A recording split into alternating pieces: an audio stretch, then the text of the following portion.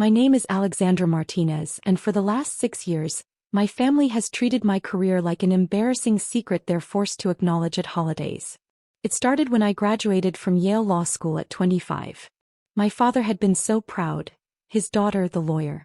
My older sister Emma had gone into marketing, which Dad tolerated but never really celebrated. But law was prestigious. Law was respectable. Then I told them where I'd be working. The public defender's office, my father repeated, his face falling. In the Bronx. Stat. It's an incredible opportunity. Alexandra, you graduated third in your class from Yale. You had offers from every major firm in Manhattan. Sullivan and Cromwell wanted you. Cravath wanted you.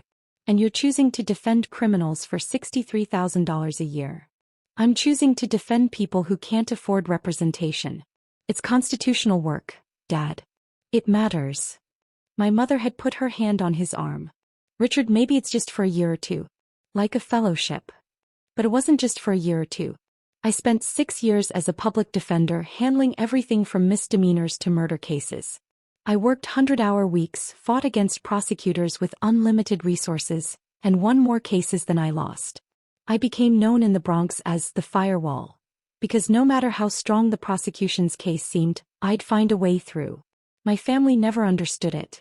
Every holiday gathering was the same. My sister Emma would talk about her marketing campaigns for luxury brands, her salary increases, her corner office with a view of Central Park. My parents would beam with pride. Then they'd turn to me. Still working with criminals, Alex? They're called defendants, Mom. And yes. When are you going to move to a real firm? Emma's boyfriend knows some partners at. I'm happy where I am. The disappointment was always palpable. 3 years ago, Emma started dating Trevor Williams. Trevor was a federal prosecutor in the Southern District of New York. And my father loved him instantly. Here was a lawyer who put criminals away instead of defending them. Here was someone who made $185,000 a year at 32. Here was the legal career my father had wanted for me. Trevor is going places, Dad would say at every opportunity. The U.S. Attorney's Office is grooming him for bigger things. Maybe even a judgeship someday. He wasn't wrong. Last year at 35, Trevor had been nominated to the Federal District Court for the Southern District of New York. At 35. It was almost unheard of. Most federal judges weren't appointed until their late 40s or 50s. My father had thrown a celebration dinner the night Trevor's nomination was announced. Champagne, speeches, toasts about how Trevor represented the best of the legal profession. I'd sat quietly at the end of the table, listening to my father praise the man who'd been on the opposite side of 3 of my cases. Trevor had won 2 of them. I'd won one. A complete dismissal that had made the New York Times because of the prosecutorial misconduct I'd exposed. Trevor and I never spoke about our courtroom encounters at family dinners. It was an unspoken rule. My family wanted to believe we were both lawyers just doing different things. They didn't want to acknowledge that we were adversaries. But we were. What my family didn't know, what I'd carefully kept from them, was that 6 months ago, everything had changed. 6 months ago, I'd received a call from Senator Patricia Chen's office. Ms. Martinez, the senator would like to meet with you regarding a judicial vacancy. I'd assumed it was about recommending someone else. I'd worked with dozens of talented attorneys who deserved recognition. But when I arrived at the senator's Manhattan office, she got straight to the point. Alexandra, how would you feel about a federal judgeship? I'd stared at her. I'm sorry, what? Judge Morrison is retiring from the Second Circuit Court of Appeals. It's one of the most important courts in the country, just below the Supreme Court. I'm looking for someone brilliant, principled, and unafraid of powerful interests. Your name keeps coming up. Senator, I'm 31 years old. I'm a public defender. Federal appellate judges are usually older white men from corporate firms, yes. Which is exactly why we need to change that pattern. You've argued and won 15 appellate cases. You've exposed corruption in 3 prosecutors' offices.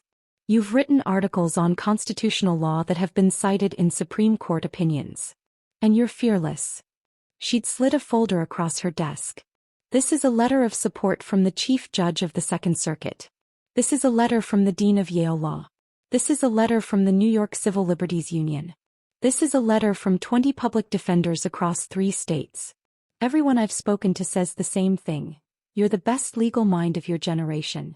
I'd opened the folder with shaking hands. The letters were glowing. The dean of Yale had written, "In 30 years of teaching, I have never encountered a legal mind as sharp or a moral compass as true as Alexandra Martinez's. I don't know what to say. Say you'll accept the nomination." The process had moved incredibly fast. The senator had connections. The timing was right. The president needed a win on judicial appointments and my record was unimpeachable. I was young, yes, but my work spoke for itself. The FBI background check was thorough. The American Bar Association rated me well qualified, their highest rating. The Senate Judiciary Committee hearing was scheduled for 3 months out. I told no one. Not my family, not my colleagues at the public defender's office, not my closest friends. Judicial nominations could fall apart for countless reasons. A past client causing controversy, a political shift, an opposition campaign. I didn't want to celebrate prematurely. Then 2 weeks ago I'd been confirmed by the Senate. 67-33.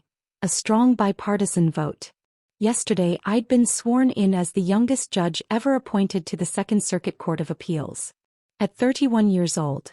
The ceremony had been private, attended only by the Chief Justice, Senator Chin, and a few clerks. The press release would go out Monday morning. Until then, I was under strict orders to keep it confidential. The Chief Justice wanted to coordinate media strategy around several judicial appointments being announced simultaneously. My chambers were ready. My nameplate had been installed. Honorable Alexandra Martinez, Circuit Judge. And Monday morning, I had my first case assignment meeting with the Chief Justice and the other judges on the Second Circuit. The same Monday morning as my father's retirement party. The text from my father came on Wednesday, 5 days before both events. Retirement party Saturday, 6 p.m. at the plaza. Black tie. Everyone important will be there. I read it twice. My father was retiring after 35 years as a senior executive at a major pharmaceutical company.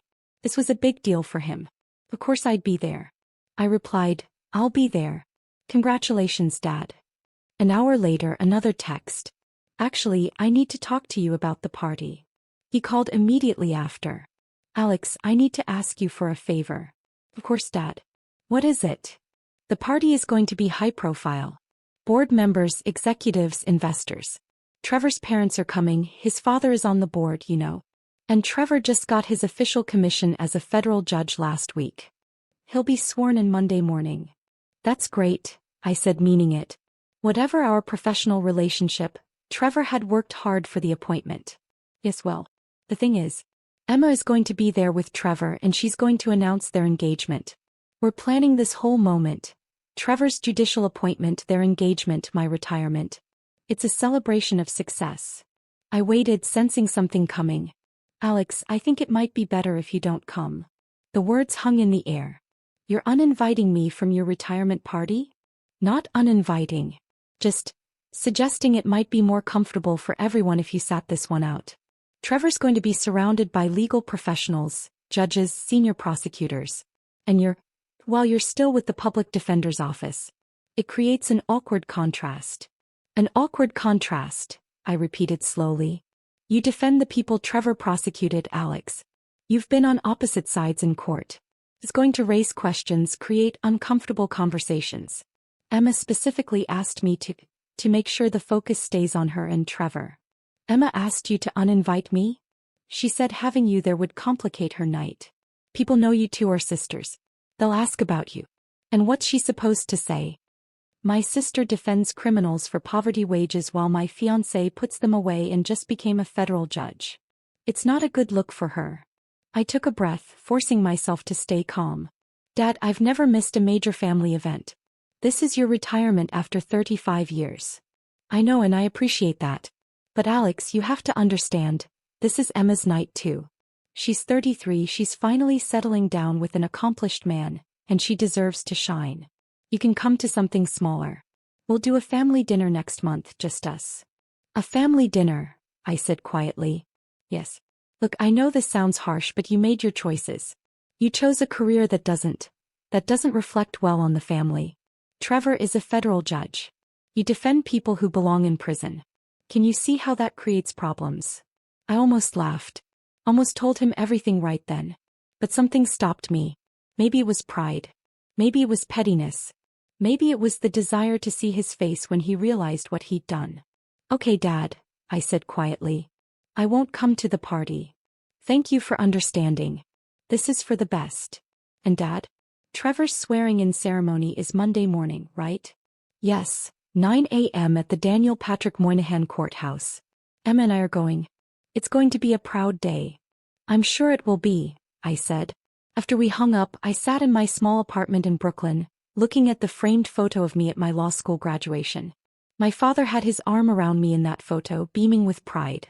That was 6 years ago. Before I'd disappointed him. I called my best friend from law school, Marcus, who was now a professor at Columbia.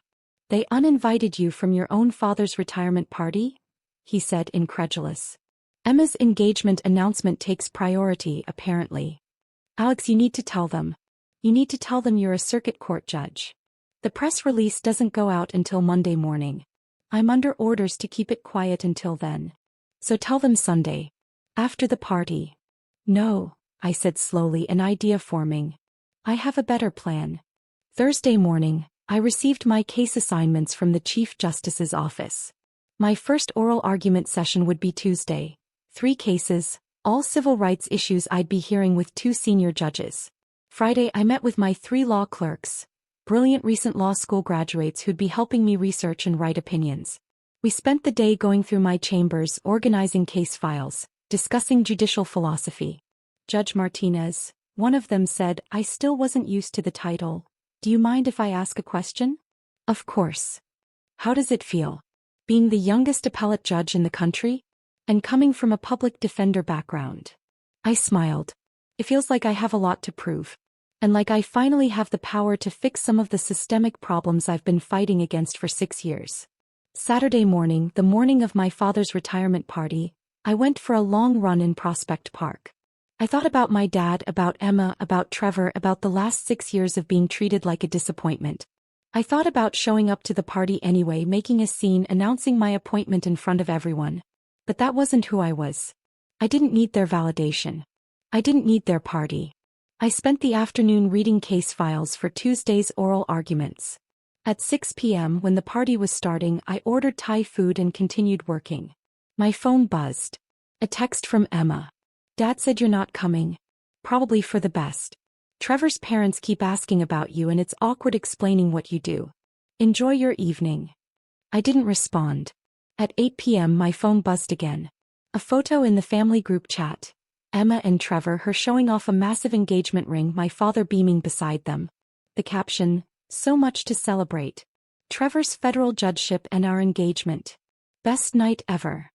Dozens of comments flooded in from relatives. "Congratulations. What an accomplished couple. A federal judge in the family. How wonderful." My Aunt Nancy commented, "Too bad Alex couldn't be here, but I understand she's busy with her work." I turned off my phone and went to bed early. I had a big day Monday.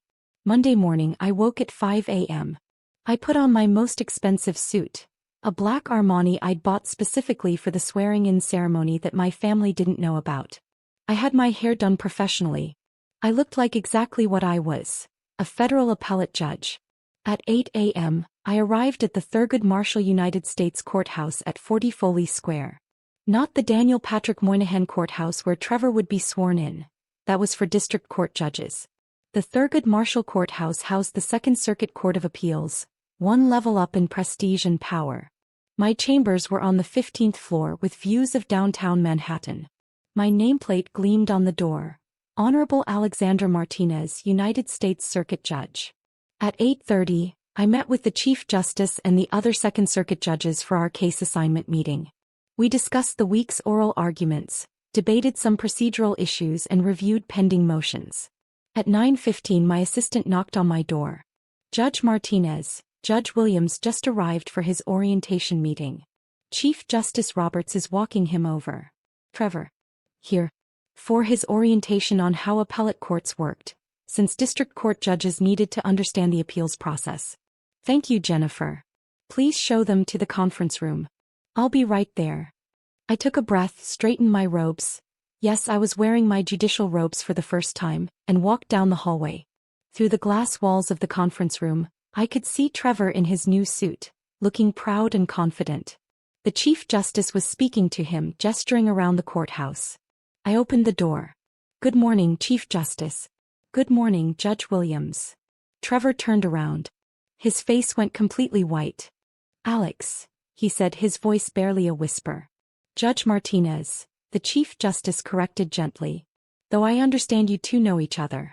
"Trevor, Judge Martinez was confirmed to the Second Circuit 2 weeks ago. She'll be one of the appellate judges reviewing cases from your district court." Trevor stared at me, at my robes, at the nameplate I'd brought with me to the conference room. You're a circuit court judge?" he managed. "As of last week," I said calmly. "Please sit down. The Chief Justice and I are here to walk you through how the appellate process works." Trevor sat down mechanically, still staring.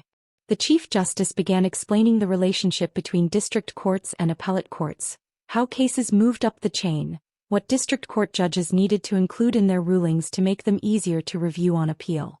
Trevor wasn't listening. He kept looking at me, then at the Chief Justice, then back at me. "I'm sorry," Trevor finally interrupted. "I need to understand. Alex, Judge Martinez, is on the Second Circuit? The Court of Appeals?" "That's correct," the Chief Justice said. "But she's 31 years old." "31 and brilliant," the Chief Justice said firmly. "Her confirmation was one of the smoothest I've seen in years.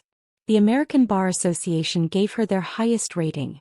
Her Senate confirmation was 67-33, which in this political climate is practically unanimous. But she was a public defender. And one of the finest lawyers I've encountered in my career," the Chief Justice said, his tone cooling slightly. "Judge Martinez has argued 15 appellate cases and won 13 of them. She's exposed prosecutorial misconduct in 3 separate offices. She's written extensively on constitutional law. Her legal mind is exceptional." Trevor looked like he might be sick. "The press release went out an hour ago," I said quietly. "It's probably hitting the news now." Trevor pulled out his phone with shaking hands. His face somehow went even paler as he scrolled. "Oh my God," he whispered. "Oh my God, Emma. Your father." "What about them?" the Chief Justice asked, confused. "They're my fiancé and her father," Trevor said faintly. They don't know." "Don't know what?" "That Alex, that Judge Martinez, is on the Second Circuit."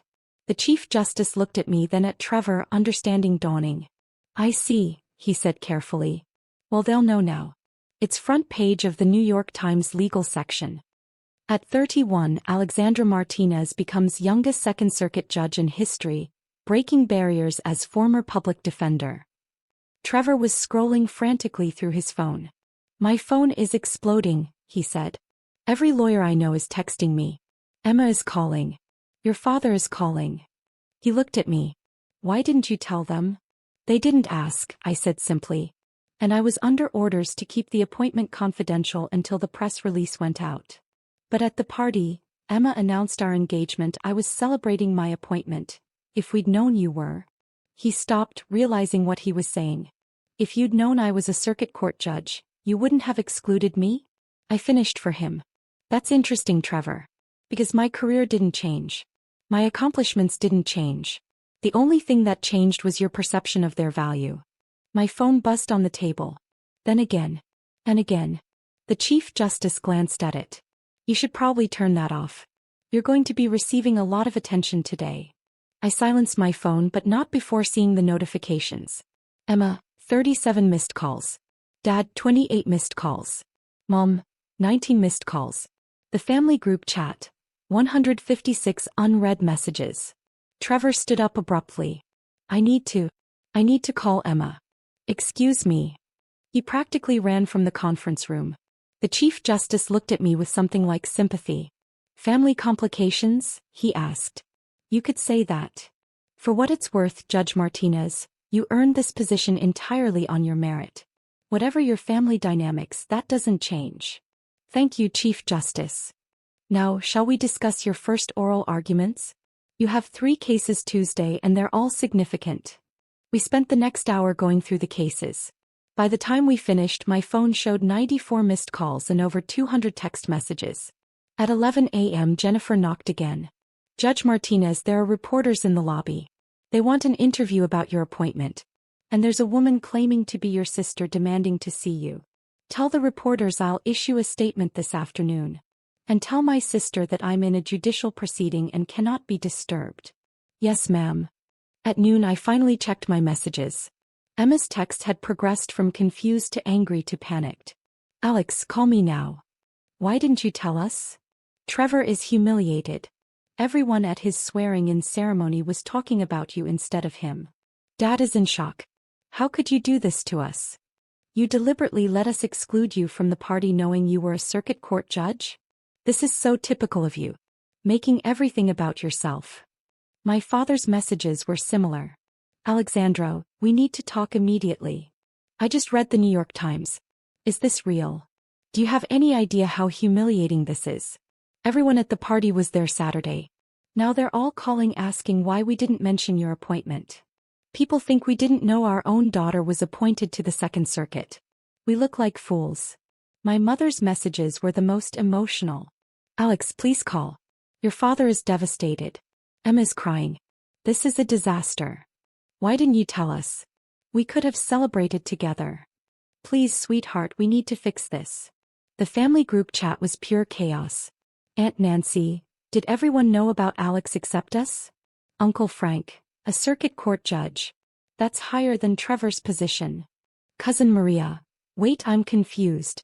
I thought Alex was just a public defender. Emma, she was. She deliberately hid this from us. Uncle Frank, actually this is incredible. A Second Circuit judge at 31? That's historic. Emma, that's not the point. Uncle Frank, I think that's exactly the point. I turned off my phone and went to lunch with two of my new colleagues, senior judges who'd been on the Second Circuit for over a decade. We heard about your family situation, Judge Chen said kindly. Courthouses are small communities. Word travels. It's complicated, I said. It always is, Judge Robertson added. For what it's worth, I've read your work. Your appellate briefs from your public defender days are taught at Harvard Law now. You deserve to be here. Thank you. And between us? Judge Chen leaned in. Trevor Williams is a fine district court judge, but he's not Second Circuit material. Not yet, maybe not ever. You are. Don't let family politics make you doubt that. By Tuesday morning, the story had exploded. The New York Times ran a feature. From public defender to federal appellate judge, Alexandra Martinez's unlikely journey. The Washington Post published an op-ed, Why We Need More Judges Like Alexandra Martinez. NPR interviewed Senator Chen, who praised my extraordinary legal mind and unwavering commitment to justice. CNN ran a segment about the historic nature of my appointment. The youngest Second Circuit judge ever, one of the few former public defenders on any federal appellate court. And buried in all the coverage was a small but telling detail. Judge Martinez's sister Emma is engaged to Judge Trevor Williams, who was sworn in to the Southern District of New York on Monday. The Martinez family was unavailable for comment. My phone never stopped ringing. I kept it off. Instead, I focused on my work. Tuesday morning, I heard my first oral arguments. 3 cases, each involving civil rights violations. I asked sharp questions, challenged both sides' arguments, and felt the weight of the responsibility I now carried.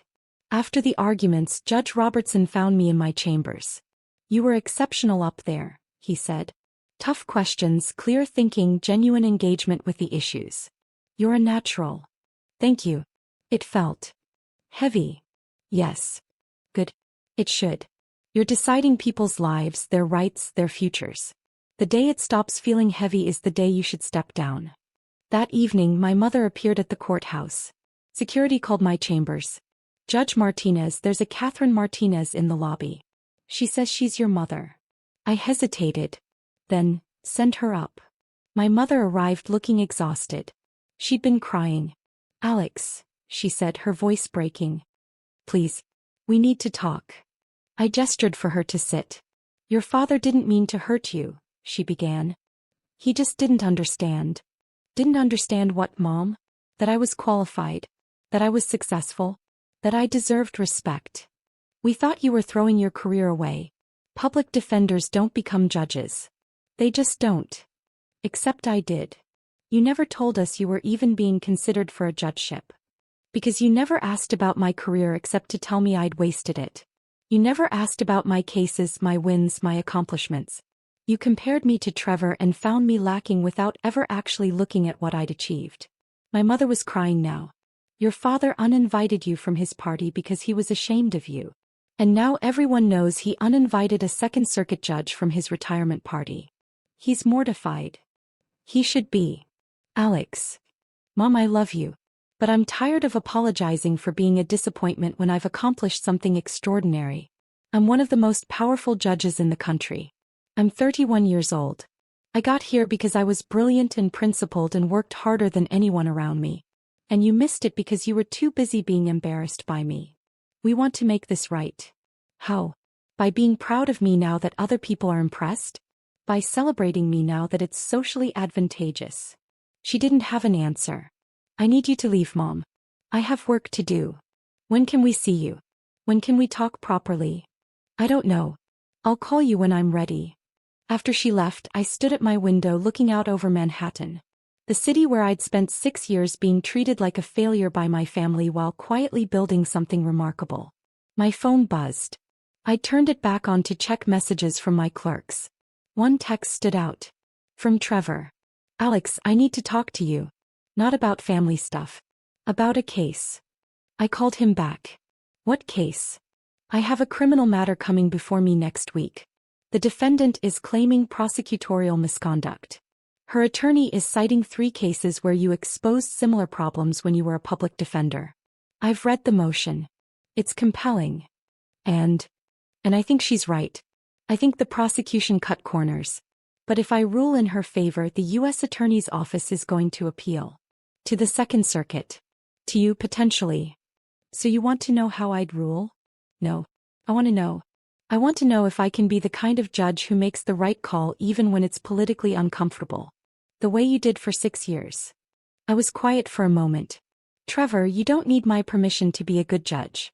You just need to read the law, look at the facts, and rule accordingly. That's the job. Your family is furious with you. I know. Emma says you embarrassed her on purpose.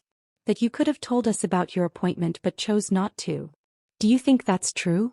He paused. I think you made your own path while we were all too busy judging you to notice. And I think I owe you an apology. Trevor. I'm serious. I've been opposing you in court for 3 years. I won some, you won some. But I never respected you the way I should have. I saw public defender and I assumed, I don't know what I assumed, that you were less serious, less talented. It was stupid and wrong. Thank you for saying that. For what it's worth, everyone at the courthouse is talking about you. The clerks are thrilled there's a former public defender on the circuit. The other judges are impressed by your work. You've already changed the culture here and you've been on the bench for less than a week. After we hung up, I felt something shift. Not forgiveness, not yet. But maybe the beginning of understanding. 3 months later, I was in my chambers preparing for oral arguments when Jennifer knocked. Judge Martinez, your father is in the lobby. He doesn't have an appointment, but he says it's important. I thought about turning him away. Then, give me 5 minutes, then send him up. My father appeared looking older than I remembered. He carried a folder. Alexandra. Thank you for seeing me. You have 15 minutes. I have oral arguments at 2. He sat down across from my desk, looking around at my chambers. The law books, the framed opinions I'd already written, the photo of my swearing-in ceremony. I came to apologize, he said quietly. Not a quick apology. A real one. I waited. I spent 35 years in business, he began. I learned to assess value quickly, what mattered, what didn't, who was important, who wasn't. It made me successful. It also made me blind. He opened the folder. I've been reading about you. Everything I could find. Your cases, your appellate briefs, your law review articles. Did you know your work is taught at 5 different law schools? I knew about Harvard and Yale. Columbia, Stanford, and Berkeley too. I called the dean at Yale. She said you were the best student she'd taught in 30 years. She couldn't believe we weren't celebrating you constantly. He pulled out a printed article. This is from the National Law Journal. They ranked you as one of the 40 most influential lawyers under 40 in America. You're number 12. Trevor is number 37. Dad. Let me finish. I was proud of Trevor because he fit my understanding of success. Federal prosecutor, federal judge, impressive salary, powerful position. But I didn't understand that you'd achieved something rarer. You changed the system. You protected people who had no one else. You did it brilliantly enough to be appointed to one of the most important courts in the country at 31 years old.